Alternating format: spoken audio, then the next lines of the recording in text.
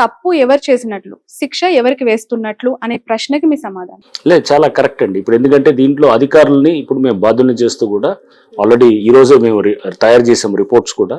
ఆ concern police స్టేషన్స్లో కూడా file చేస్తున్నాం. ఫైల్ చేసి అధికారులను కూడా ప్రాసిక్యూట్ చేయడానికి చేస్తున్నాం. రేపు హైడ్రా పోలీస్ స్టేషన్ వచ్చిన తర్వాత మేమే ఆటోమేటిక్గా ప్రాసిక్యూట్ చేస్తాం. సో చేసిన అధికారులని వదిలే పరిస్థితి ఉండదు. ఎందుకంటే ఇప్పుడు దొంగ సర్వే నెంబర్లు వేసి ఈ ఇరిగేషన్ ఎన్ఓసి ఇవ్వకున్నా కానీ కూడా, అది చెరువులో ఉన్నా కానీ కూడా దాన్ని పర్మిషన్స్ ఇచ్చి చేస్తే కనుక అధికారి డెఫినెట్గా అతను తప్పిదాన్ని మనం 100%గా దాన్ని ప్రాసిక్యూట్ చేసేటువంటి తప్పిదం కింద తీసుకుంటాం అనమాట. సో మనము అది ఆఫీసర్స్ లేకపోతే సంబంధించిన కన్సర్న్ ఎవరైతే కనుక ఇట్లా ఆథరైజ్ చేశారో వాళ్ళని 100% అది చేస్తాము. దాంతోపాటు మీరు అన్నట్టు ఏంటంటే ఇప్పుడు కొన్ని ఉంటాయి, ఏది చాలా మంది లేఅవుట్ ఎప్పుడో వేసి ఉంటారు, వేసి ఎప్పుడో వాళ్ళు 50 ఏళ్ల క్రితం లేఅవుట్ వేశారు, వేస్తే చెరువులో వచ్చిన తర్వాత ఎప్పుడో కట్టిన దాన్ని మేము ఇప్పుడు దాని మీద ఏం పోవట్లేదు కదా. అప్పుడు ఆ టైంలో ఇచ్చారంటే అప్పుడు కూడా ఉన్నది ఎఫ్టీఎల్ అనేది. ఇప్పుడు కొత్తగా వచ్చింది నోటిఫికేషన్ ఇప్పుడు అయిందేమో కానీ ఎఫ్టీఎల్ అనేది చెరువు నుంచి మొదటి నుంచి కూడా ఉంటుందన్నమాట. మీరు మెమోరీస్ ఆఫ్ లేక్స్ అని ఉంటాయి. మెమోరీస్ ఆఫ్ లేక్స్కి వెళ్తే కనుక మీకు ఉస్మాన్ సాగర్ 1920లో పెట్టినప్పుడు మోక్షగుండ విశ్వేశ్వరయ్య గారు హైదరాబాద్ ఫ్లడ్ మేనేజ్మెంట్ కోసము, డ్రింకింగ్ వాటర్ పర్పస్ కోసం 1920లో కట్టినటువంటిది అది. అప్పటి నుంచి ఎఫ్టీఎల్ కాన్సెప్ట్ ఉంది. బట్ నోటిఫై చేసింది సబ్సిక్వెంట్గా అయ్యిండొచ్చు కానీ నోటిఫికేషన్ అనేది పబ్లిక్ డొమైన్లో పెట్టడం.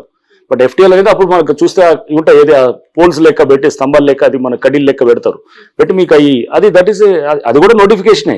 ఆ చుట్టుపక్కల అందరికీ తెలుసు ఇది ఎక్కడ ఎఫ్టీఎల్ ఎక్కడ ఉంటుంది, ఎక్కడ దాకా రావచ్చు, ఎక్కడ దాకా కట్టవచ్చు అనేది కూడా. బట్ ఇది పబ్లిక్ డొమైన్లో పెట్టేదానికి నోటిఫికేషన్ ఉంటుంది. పాత వాటిల్కి లేఅవుట్స్ ఇచ్చారు, వాటిల మీద పోవాలనేది అలా కాదు. మనం దీన్ని చాలా క్లియర్గా సెగ్రిగేట్ చేస్తాం. సెగ్రిగేట్ చేసినప్పుడు ఎవరైతే గనక ఇప్పుడు మీరు చూసారు, మేము చేసిన అన్ని కూడా మీరు ఒకసారి చూస్తే అర్థమవుతుంది. ఏం చేసాం, అప్కమింగ్ స్ట్రక్చర్స్ని డిమాలిష్ చేసాం. ఏది చందానగర్లో కానీ, లేకపోతే నిజాంపేటలో కానీ, లేకపోతే గనక చింతల చెరువులో గనక మీరు చూస్తే గనక చిన్న చిన్న షెడ్స్ లాగా వేసి వెనకాల బ్యాక్గ్రౌండ్లో ఒక లీడర్ ఉండి అతను వీళ్ళని ముందు పెట్టి చేసిన దాన్ని డిమాలిష్ చేసాం ఎఫ్టీఎల్లో వచ్చిన వాటిని. సిమిలర్గా గండిపేట దగ్గర ఉన్నటువంటి వాటిల్లో కూడా అక్కడ రిసార్ట్స్, పెద్ద పెద్ద రిసార్ట్స్ వచ్చాయి, దానికి సంబంధించి కూడా డిమాలిష్ చేసాం.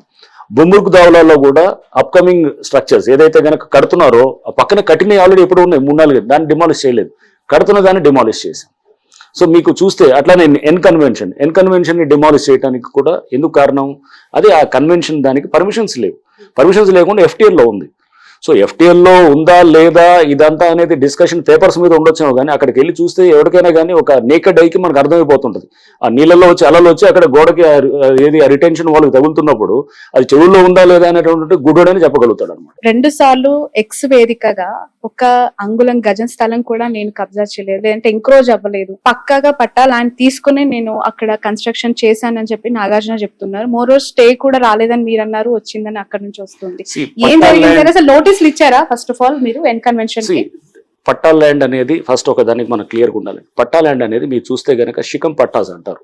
అంటే దాన్ని శిఖం పట్టాలు అంటే ఏంటంటే చెరువు ఉంటుంది, చెరువులో శిఖం పట్ట అంటే కనుక చెరువులో డెడ్ స్టోరేజ్ వచ్చినప్పుడు, అంటే డెడ్ స్టోరేజ్ అంటే ఏంటి, బేసిక్ కొంతవరకే ఉంటుంది వాటర్, మిగతాది వాటర్ ఉండదు. ఎప్పుడు వస్తుంది డెడ్ స్టోరేజ్ అనేది, ఖరీఫ్లో వర్షం వస్తుంటుంది, రబీకి వచ్చేటప్పటికి వాటర్ తగ్గిపోయినప్పుడు అప్పుడు ఒక పంటను వేస్తారనమాట. దాన్ని ఏక్ ఫసలి అంటారనమాట. మన మామూలు పాతకాలంలో కూడా ఏక్ ఫసలి అనేది. సో అంటే శిఖం పట్టాలో వ్యవసాయం చేసుకోవడానికి ఇచ్చినటువంటిదే, అంటే అగ్రికల్చర్ పర్పస్కి అక్కడ ఆ భూమి ఉంటుంది. సో పట్టాలంటే ఇప్పుడు మీకు ఉండొచ్చు ఒక చెరువులో, సపోజ్ మీకు ఒక చెరువు దగ్గర ఏదో చెరువు దగ్గర మీకు పట్టా ఉంది, మీరు పట్టాను నాకు అమ్మొచ్చు, నేను కొనుక్కుంటా, నాకు రిజిస్టర్ అవుతుంది. రిజిస్టర్ అయిన తర్వాత నేను దేనికి వాడాలి, కేవలం ఇరిగేషన్ అంటే వ్యవసాయం వరకే వాడాలి, స్ట్రక్చర్స్ రేస్ చేయడానికి కాదు. దాంట్లో చేయకూడదని చాలా స్పష్టంగా ఉంటుంది అనమాట. సో నేను స్ట్రక్చర్స్ పట్టా ఉండొచ్చేమో కానీ బట్ స్ట్రక్చర్స్ లేవు కాబట్టి పర్మిషన్ ఇవ్వలేదు జిహెచ్ఎంసీ. మరి 15 ఏళ్ళ నుంచి ఎందుకు పర్మిషన్ రాలేదంటే దానికి చెప్పాలి కదా ఆన్సర్. సో 15 ఏళ్ళ నుంచి ఎందుకు పర్మిషన్ రాలేదు, బీఆర్ఎస్లో ఎందుకు కాలేదు, బిల్డింగ్ రెగ్యులేషన్ అనే దానికి కూడా ఆన్సర్ ఉండాలి కదా.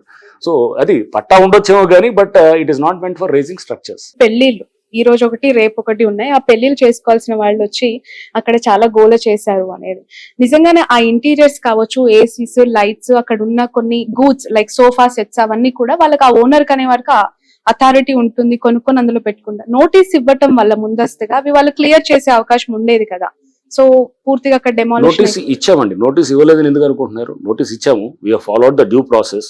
వాళ్ళు ఆ డ్యూ ప్రాసెస్ మేమంతా ఫాలో అవుతూనే వాళ్ళకి మధ్యాహ్నం కల్లా స్టే తెచ్చుకోగలిగారు.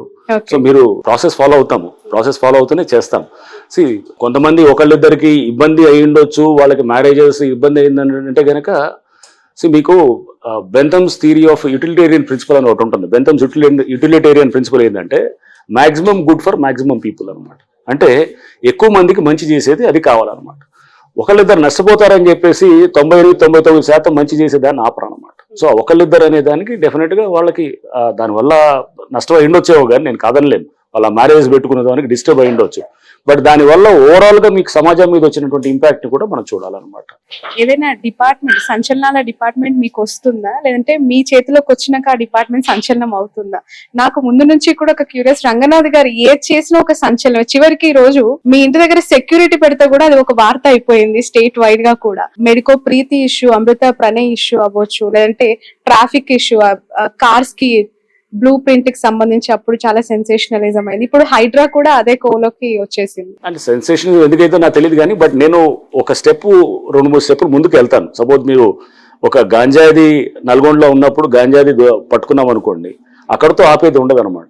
దాని సోర్స్ అయినటువంటి ఏఓబి ఏరియాలోకి వెళ్ళి మేము అప్పుడు ఫైరింగ్ చేయడం జరిగింది అనమాట. చేసినప్పుడు అది సెన్సేషన్ అంటే ఏంటంటే రూట్స్కి వెళ్తాం. రూట్స్కి వెళ్ళినప్పుడు న్యాచురల్గా దానికి వల్ల అంటే ప్రాబ్లమ్ని అక్కడ చూడకూడదు సూపర్ఫిషియల్గా. దాని నెక్స్ట్ 3-4 స్టెప్స్ లోపలికి వెళ్తే కనుక అసలు సమస్య అక్కడ ఉంటుంది అనమాట. ఇప్పుడు హైడ్రా కూడా ఎందుకు disaster management, asset protection 2 components ఉంటాయి. డిజాస్టర్ మేనేజ్మెంట్ అంటే డిజాస్టర్ రెస్పాన్స్ అనేది ఓకే, మామూలుగా మీరు ఇంతకుముందు టిపికల్గా వర్షం పడితే కనుక పారలు పలువులు పట్టుకొని రోడ్డు మీద మ్యాన్హోల్స్ పక్కన చేసేది. నేను ట్రాఫిక్లో 5 ఏళ్ళు ఉన్నాను. నేను డీసీపీగా చేశాను అండ్ సిటీ ట్రాఫిక్ చీఫ్గా చేశాను. సో నాకు తెలుసు ట్రాఫిక్ సమస్యలు ఎలా ఉంటాయనేది కూడా ఈ వర్షం వచ్చినప్పుడు. బట్ సమస్య అక్కడ కాదు, సమస్య ఇక్కడ ఉంటుంది అనమాట. ఏది అసెట్ ప్రొటెక్షన్ దగ్గర, ఏది చెరువులు ఆక్రమించుకోవటం, నాళాలంతా మొత్తం ఆక్రమించుకోవటం తోటి సమస్య అక్కడి నుంచి వచ్చేది. మనకు కనపడేది కాజ్, ఇది ఎఫెక్ట్ అక్కడ అనమాట. సో అందుకోసం మనం ఎప్పుడు కూడా రూట్ కాజ్లోకి వెళ్లాల్సిందే తప్పు కానీ పైన కనబడే సూపర్ఫిషియల్ ఎఫెక్ట్ మీద మనం ఉండకూడదు. హైడ్రాన్ అనౌన్స్ చేసిన మరుక్షణమే మీకు కంప్లైంట్స్ ఏ స్థాయిలో వస్తున్నాయి, ఎలాంటి కంప్లైంట్స్ ఎక్కువగా వస్తున్నాయి సార్? మోర్ ఓవర్ ఈ డిపార్ట్మెంట్ ఇంతకు ముందు కూడా EVDM enforcement and vigilance directorate గా కొనసాగింది. అందులో వచ్చిన ఫిర్యాదులు కూడా మీరు కన్సిడరేషన్ చేసి వాటిపైన చర్యలు తీసుకోవడం జరుగుతుందా? ఉంటుంది. కంప్లైంట్స్ అనేసి ఎట్లా ఉంటుందంటే, మనము కంప్లైంట్స్ అనేది మనం ఒకసారి వర్క్ తోటి ట్రస్ట్ బిల్డ్ చేసామనుకోండి, పబ్లిక్ కూడా నమ్మకంతో వస్తారు, వచ్చి చెప్తారు. బట్ ఎక్కువ కంప్లైంట్స్ వచ్చినప్పుడు కూడా ఫ్లడెడ్ విత్ కంప్లైంట్స్ కూడా మనం అన్ని హ్యాండిల్ చేయలేకపోతే కూడా కష్టం అవుతుంది. సో ఇప్పుడు అందుకోసం ఆర్గనైజేషన్ గ్రో అవుతుంది. సో మీరు త్వరలో గవర్నమెంట్ నుంచి కూడా మాకు పెద్ద ఎత్తున కూడా సిబ్బంది కూడా ఇస్తున్నారు.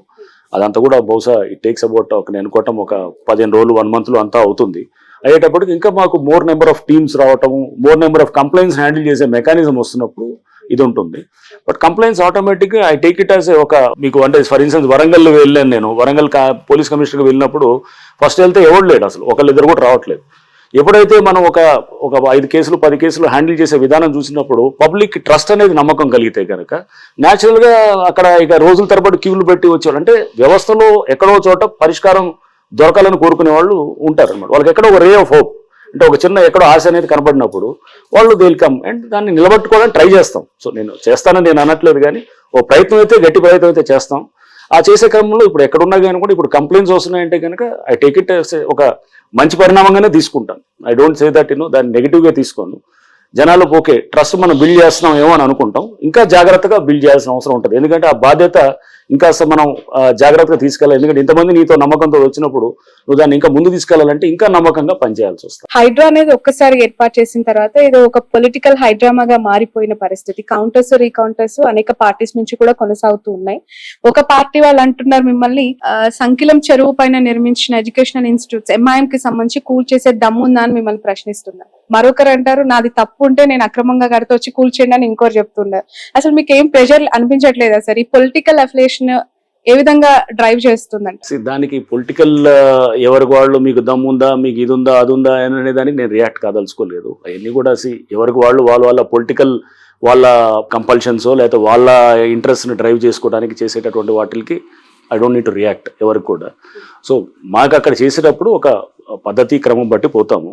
సో డెఫినెట్గా ఎఫ్టీఎల్లో ఒక ఎడ్యుకేషన్ ఇన్స్టిట్యూషనో లేదా ఇది వచ్చినప్పుడు దాన్ని 100% దాని మీద యాక్ట్ చేయాల్సి వస్తుంది. బట్ చేసే క్రమంలో చాలామంది పిల్లలు ఉంటారు, చాలామంది వాళ్ళ అకాడమిక్ లైఫ్ ఉంటుంది, కాలేజెస్ ఉంటారు, స్టూడెంట్స్ ఉంటారు, స్కూల్స్ ఉంటాయి. సో వాళ్ళని ఒక బిల్డింగ్ మనం ఏది డెమాలిష్ చేసి మనం ఏదో విజయ గర్వంతో ఇది ఏదో ఎఫ్టీఎల్లో మొత్తం తీసామని అంటే కనుక పొరపాటు. ఆ FTL లో చెరువుని పరిరక్షణ అందింపడంతో పిల్లల అకాడమిక్ లైఫ్ ని కూడా మనం జాగ్రత్తగా చూసుకోవాల్సిన అవసరం ఉంటుంది. అంటే సార్ అలా అని వదిలేసేది కాదు, మనం ఒక టైం ఫ్రేమ్ ఇవ్వాలి, ఇచ్చేసి వాళ్ళకు ఒక 6 months అకాడమిక్ ఇయర్ అయిపోగానే డెఫినెట్ గా అప్పుడు they will be liable for ఇది వెకేట్ చేసేటట్టు కూడా ఉండాలి. సో హైడ్రా కూడా హ్యూమానిటేరియన్ గ్రౌండ్స్ ఉన్నాయి, ఆ గోలకు వర్తిస్తుంది, చూస్తుంది అంటారు. హైడ్రా అనేది ఫైనల్ గా మనుషులతోటే నిండి ఉంటుందండి. హైడ్రా అనేది ఒక మాన్స్టర్ ఏం కాదు, సో మనుషులతోటే ఉంటుంది. చూసిన తర్వాత పేదవాళ్ళని ఎందుకు టార్గెట్ చేయమంటున్నాము? చిన్న చిన్న ఎప్పటి నుంచి వచ్చిన వాళ్ళు ఎందుకు టార్గెట్ చేయమంటున్నాము? ఎందుకు ఓన్లీ రిసార్ట్స్ నో లేకపోతే కమర్షియల్ గా ఉండేవాళ్ళు లేకపోతే ఎవరో దాన్ని ఒక అంటే ఎఫ్లూయెంట్ సెక్షన్స్ ఎందుకు టార్గెట్ చేయాలనుకుంటున్నాం అంటే దీంట్లో డిఫరెన్షియేట్ చేయాలి. అందరినీ ఒకే తీసుకురావడం అనేది ఇట్స్ నాట్ కరెక్ట్ కాదు. గవర్నమెంట్ కూడా ఆ విధంగానే ఇంటెంట్ తోటే ఉంది. అండ్ నేను కూడా ఆ విధంగా పనిచేస్తానని నన్ను ఇక్కడికి తీసుకొచ్చినట్టు. అంటే ఎప్పుడు ఒక పాలసీ అనేది ఉన్నప్పుడు దానికి రెండు వైపులా కూడా మనం జాగ్రత్తగా ఆలోచన చేయాలి. అండ్ ఇది సామాన్యులకి లేకపోతే పేదవాళ్ళకి ఇబ్బందికరమైన పాలసీని తీసుకొచ్చి మనం చేయటం అనేది కాదు. ఈ సిస్టమ్ని మ్యానిపులేట్ చేస్తున్న వాళ్ళ మీద మనం డెఫినెట్ గా మనం హార్ష్గా యాక్ట్ చేయాలి. సార్ ఈ ఎంటైర్ ప్రాసెస్ లో ఈ హైడ్రాకి సంబంధించి ఒక పొలిటికల్ కౌంటర్ సార్, దీనికి మీరే చాలా గట్టిగా సమాధానం చెప్తారా లేదంటే కౌంటర్ ఇస్తారా అని నేను ఈ క్వశ్చన్ అడుగుతున్నాను. ఎవరో కాల్చాలనుకున్న గన్ రంగనాథ్ గారి భుజం పైన పెట్టి కాలుస్తున్నారు అని చెప్పి మాట్లాడే వాళ్ళకి మీరు ఇచ్చే సమాధానం? వచ్చే టైమే చెప్తుంది ఇవన్నీ కూడా. అది నా భుజం మీద నుంచి పెట్టి కాలుస్తున్నారా లేదా లేకపోతే అసలు పబ్లిక్ గుడ్ కోసం చేస్తున్నారా మీకే అర్థమవుతుంది.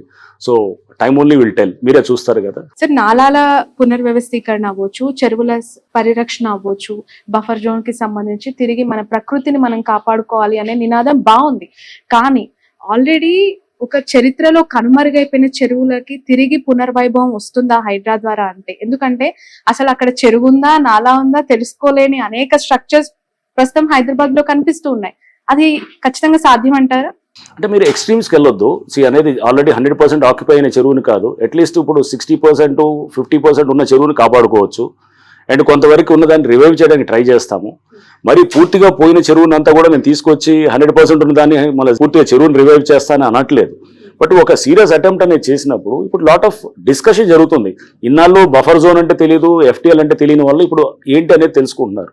ఇప్పుడు ఒక కబ్జా చేయాలంటే కనుక 1-2 సార్లు జాగ్రత్తగా చేస్తారు. మీరు చూస్తున్నారు ఇప్పుడు చాలా ఎంక్రోచ్మెంట్స్ కూడా అసలు నేనే ఆశ్చర్యపోతున్నాను. రోజు చాలా జరుగుతున్నాయి హైడ్రాకి సంబంధం లేకుండా. మరి ఇన్నాళ్ళు ఎందుకు జరగలేదు, ఇప్పుడు ఎందుకు జరుగుతున్నాయి? సో అంటే ఒక కల్చర్ చేంజ్ కూడా వస్తుంది. That is what we precisely want. అంటే మనుషుల ఆలోచన విధానంలో కూడా ఆఫీసర్స్ కూడా జాగ్రత్త లుక్, మీరు చేయకపోతే కనుక రేపు వచ్చి వీ విల్ డిమాలిష్, ఫస్ట్ వాళ్ళకే ఇస్తాం. అండ్ రేపు మేము డిమాలిష్ చేస్తే కనుక దాంట్లో ఆఫీసర్స్ ని ఎవరైతే బాధలు ఉన్నారో వాళ్ళని డెఫినెట్ గా దిల్ బి బుక్డ్ అనమాట. హైదరాబాద్ కామన్ పీపుల్ కి హైడ్రా ద్వారా కమిషనర్ ఆఫ్ రంగనాథ్ గారు ఎలాంటి సలహా ఇస్తారు? ఒక సలహా ఇవ్వమంటే అంటే దీనికి సంబంధించి ఒక పానిక్ వాళ్ళలో కనిపిస్తోంది, మా ఇల్లు కూల్చేస్తారేమో, మా ఇల్లు నేలమట్టం అయిపోతుందేమో, ఒక భయంతో ఉన్న వాళ్ళకి మీరు ఇచ్చే ఒక అమూల్యమైన సలహా. సామాన్యులు ఎవరు పేదవాళ్ళు ఇప్పుడు ఇల్లు కట్టుకొని వాళ్ళు ఉన్న వాళ్ళని ఎవరిని జోలికి వెళ్ళము. మిడిల్ క్లాస్ వాళ్ళు ఎవరు కూడా వాళ్ళు ఇల్లులు కట్టుకొని వాళ్ళు ఉన్న వాళ్ళని ఎవరి జోలికి వెళ్ళము. ఎక్కడైతే కనుక FTL చుట్టూ ఉన్నటువంటి దాంట్లో లగ్జరీ హోమ్స్ అంటే లైక్ సపోజ్ సంబడి ఏదో రిసార్ట్స్ ఏదో ఉన్నది అట్లాంటి వాళ్ళ దగ్గరికి అది చేస్తాము. అండ్ అది కూడా ఏంటి వాటర్ బాడీస్ వరకే, మెయిన్ ఇప్పుడు డ్రింకింగ్ వాటర్ బాడీస్ మనకి లైక్ హుస్సేన్ సాగర్, మన హిమాయత్ సాగర్ అండ్ గండిపేట ఉంది, దాన్ని దగ్గర చేస్తాము. వేరే లేక్స్ దగ్గర కూడా అలానే విల్లాస్ వాళ్ళని టార్గెట్ చేస్తామని అందరినీ అనట్లేదు. దాంట్లో ఇప్పుడు కన్స్ట్రక్షన్ చేస్తున్నారు, సపోజ్ కొంతమంది కన్స్ట్రక్ట్ చేస్తున్నారు, వాళ్ళని కూడా ఖచ్చితంగా చేస్తాం. ఎవరో నేను విల్లా కొనుక్కుంటున్నాను, చెరువు దగ్గర కొన్నాను, ఆల్రెడీ కొన్నాను, నేను విల్లాలో ఉన్నాను, అరే జస్ట్ బికాజ్ నేను విల్లా ఇది కొంచెం ఇది మంచి నేను కాస్త హైయర్ లెవెల్లో ఉన్నాను కాబట్టి నాది కూలగొడతారంటే అలా కూడా ఉండదు. సో దాంట్లో మనం వెళ్ళేటప్పుడు మీకు ఈ ఫార్ములేట్ చేస్తున్నాం. చేసినప్పుడు ఏది మేము వెళ్తామంటే ఫస్ట్ ఇదండి, అంటే బేసికల్గా ఒక కమర్షియల్స్ లేకపోతే వాళ్ళ అంటే అతని ఉండడానికి కాకుండా అతను ప్లెజర్ కోసం వాడేదాన్ని ముందు టార్గెట్ చేస్తా ఉన్నాం. లేదా అతని కంఫర్ట్ కోసం కమర్షియల్ ఇప్పుడు ఒక ఏది కన్వెన్షన్ హాల్, లేదా అతను ఒక కమర్షియల్ కాంప్లెక్స్, లేదా ఒక రిసార్ట్, లేదా ఒక సమ్ గేమింగ్ విలేజ్, ఇట్లాంటి వాటిలన్నింటినీ కూడా డెఫినెట్ గా it comes with in the purview of, అంటే ఫస్ట్ ఫోకస్ చేసి నెక్స్ట్ స్టెప్ బై స్టెప్ తీసుకెళ్తూ అండ్ నాలాస్ లో కూడా నాలాస్ పక్కన బఫర్లు ఉంటాయి. బఫర్లు దాని మీద కన్నా ముందు నాలాని బ్లాక్ చేసేది, నాలాని రివైవ్ చేయాలన్నమాట. మూసేసిన నాలాన్ని తెరిపించాలి. అది తెరిపించాలన్నప్పుడు దాంట్లో అన్నింటినీ మనం చేస్తే కనుక మొత్తం మనం ఒకేసారి అన్ని ఫ్రంట్స్ ఓపెన్ చేయకూడదు. సో మెల్లిగా స్టెప్ బై స్టెప్ వెళ్ళాలి. వెళ్ళి దాన్ని గ్రాడ్యువల్గా ఆ ప్రాబ్లమ్ని లీస్ట్ పబ్లిక్ రెసిస్టెన్స్ తోటి మాక్సిమం పబ్లిక్ గుడ్ చేయగలిగితే కనుక then that is what we wanted. Right sir, Janwada farm houses కి సంబంధించి చాలా పెద్ద ఎత్తున చర్చ జరుగుతోంది. What is your stand on that? ఏం గుర్తించారు, అక్కడ ఏం జరిగింది అనుకుంటున్నారు? జన్వాడ ఫామ్ హౌస్ అనే దాని గురించి చూస్తే కనుక అది మోర్ ఆఫ్ 111 జీవోలో ఉన్నటువంటి ఇదిగా మేము చూస్తున్నాము. సో 111 జీవో అనేది మా స్కోప్ లో లేదు. నెంబర్ 1, మీరు ఎంటర్ అవ్వరా అక్కడికి? 111 జీవోలో మేము ఎంటర్ అవ్వం, మేము రాము. 111 జీవోలో అంటే చాలా ఉన్నాయి, హండ్రెడ్స్ ఆఫ్ వేల స్ట్రక్చర్స్ ఉన్నాయి. ఇది ఒకటే ప్రత్యేకంగా ఎందుకు వెళ్తాం? నాలా ఉంది అనుకోండి, ఫర్ ఎగ్జాంపుల్ నాలా నియర్ టు ద లేక్ అని చెప్పి కూడా FTL బఫర్ హౌస్ ఖచ్చితంగా చేసేవాడు, అది లేదు, అది 111 జీవోలో ఉంది. బట్ రేపు అక్కడ 111 జీవోలో చాలా స్ట్రక్చర్స్ రిమూవ్ చేస్తున్నప్పుడు దాంట్లో జన్వాడ ఫామ్ హౌస్ ఉంది, హైడ్రాన్ హెల్ప్ అడిగితే ఖచ్చితంగా చేస్తాం. సపోజ్ అక్కడ 100 స్ట్రక్చర్స్ తీస్తున్నాం, మొత్తం ఏరియాలు అంతా కూడా తీస్తున్నప్పుడు దాంట్లో దిస్ ఈజ్ ఆల్సో వన్ అంటే మేము హెల్ప్ చేస్తాం, డెఫినెట్ చేస్తాం. బట్ ఇండివిజువల్గా ఒకళ్ళని మనం పొలిటికల్గా చేసేది అట్లా ఆలోచన హైడ్రా చేయదు. అండ్ ఆ విధంగా దాన్ని మీరు అంటున్నారు కదా ఇందాక ఏదో భుజం మీద పెట్టి కాల్చేదానికి హైడ్రా అనే దానికి అది ఆ ఇన్స్టిట్యూషన్ కానే కాదు. ఓకే, ఎక్కువగా వినిపిస్తుంది లైక్ పల్లా రాజేశ్వర్ గారు, మల్లారెడ్డి గారి కాలేజెస్ కి సంబంధించి కావచ్చు, లేదంటే ఇతర ప్రతిపక్ష పార్టీలకు సంబంధించిన నేతలవే ఎక్కువగా టార్గెట్ అయినట్టు కనిపిస్తుంది. హైడ్రా నిష్పక్షపాతంగా పనిచేయట్లేదు అనే ఆరోపణ. మీకు ఇన్నాళ్ళు మొన్న నేను రిలీజ్ చేశాము ఎవరెవరు డిమాలిష్ చేశామనేది. దాంట్లో టీఆర్ఎస్ వాళ్ళు ఎంతమంది ఉన్నారు చూస్తే ఒకళ్ళు ఉండొచ్చు, బహుశా భాస్కర్ రావు గారితో ఎవరిదో ఉన్నట్టుంది. ఆయన కూడా is not a core politician కాదు. సో టీఆర్ఎస్ వాళ్ళు ఎవరు లేరు అంటే మీరు అన్నట్టు బీఆర్ఎస్ వాళ్ళది చేశారనేది.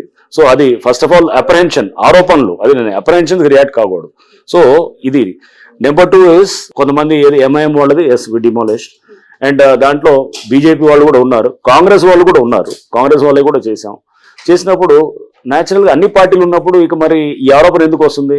ఇది అన్ని పొలిటికల్గా ఎక్కడో అలిగేషన్ చేసేదానికి రేపు అందుకో ఎన్ని వర్క్ తోటి మనకు చూపించేటటువంటి ఉంటాయి. వెళ్ళే కొద్దీ మీరు నెక్స్ట్ 1 month 2 months 3 monthsలో మీరు చూసినప్పుడు దాంట్లో అప్పుడు ఎక్కువ టీఆర్ఎస్ వాళ్ళే డిమాలిష్ అయినాయా లేకపోతే ఎవరు డిమాలిష్ అయినాయి, అసలు పార్టీలకు సంబంధించిన డిమాలిష్ అవుతున్నారా, ఇవన్నీ కూడా నాకు అర్థం అవుతాయి. ఫైనల్ గా ఒక క్వశ్చన్ సార్, హైడ్రాక్ అసలు చట్టబద్ధత అనేది లేదు, క్యాబినెట్ లో అప్రూవల్.